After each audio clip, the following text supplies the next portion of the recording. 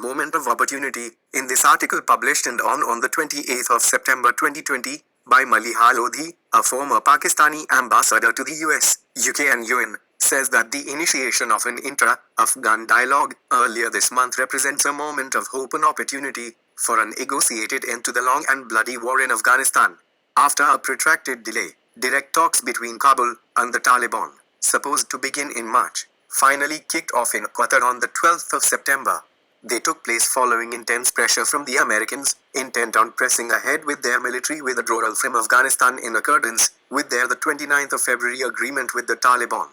As US Secretary of State Mike Pompeo said at the opening ceremony of the talks, this agreement set the stage for the intra-Afghan negotiations, and it was now up to the Afghans to seize the moment.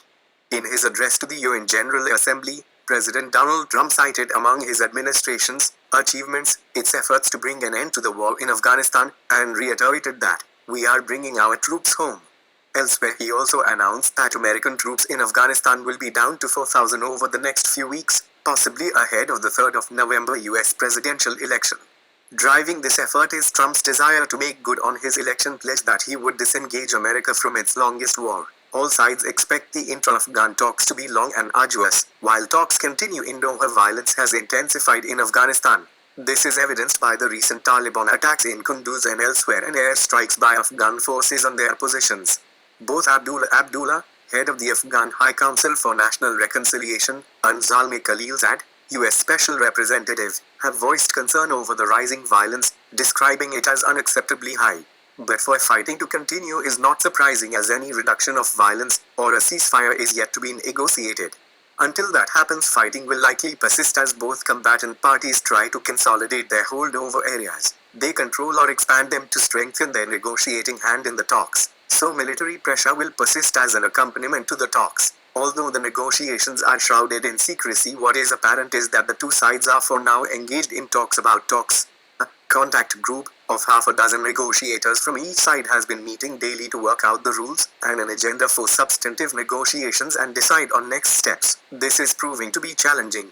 Again, this is not unexpected, as even agreeing on principles and an agenda involves compromises given the different priorities of the two sides, and finding common ground on what is and what is not deemed negotiable by them. As Khalilzad asserted in a recent interview, building trust to take negotiations forward is the first and most formidable task. The path to peace will not be easy, as difficult compromises will have to be made. Fundamental issues are at stake. Although the talks are principally about agenda setting, discussions are also reported to be taking place on the two big issues: a ceasefire and some form of transitional arrangement, the first being a priority for Kabul and the latter for the Taliban. The Afghan government wants at least a humanitarian ceasefire as soon as possible, but the Taliban have long made it clear that agreement on a reduction of violence or permanent ceasefire can only emerge during the talks, when there is an understanding on a political settlement and not at the outset of negotiations. On a transitional government, their positions cannot be more far apart. The Doha agreement left it ambiguous whether an interim government would be needed to pave the way for what the accord calls the new post-settlement Afghan Islamic government. The deliberately vague formulations were aimed to create space for the Afghan parties to determine their own future political arrangements. Kabul has for now dismissed the possibility of any interim or provisional government, arguing that this is inconsistent with the constitution. The Taliban, however, are unlikely to accept power sharing without a transitional political arrangement being installed. On the constitution too, the positions of the two parties are as far apart as they can be, even though these issues will come up for discussion later in the substantive negotiating forum. Once the constitution is included as an agenda item in the talks as part of the political framework that has to be eventually agreed, it will open it up for changes that President Ashraf Ghani is loath to accept.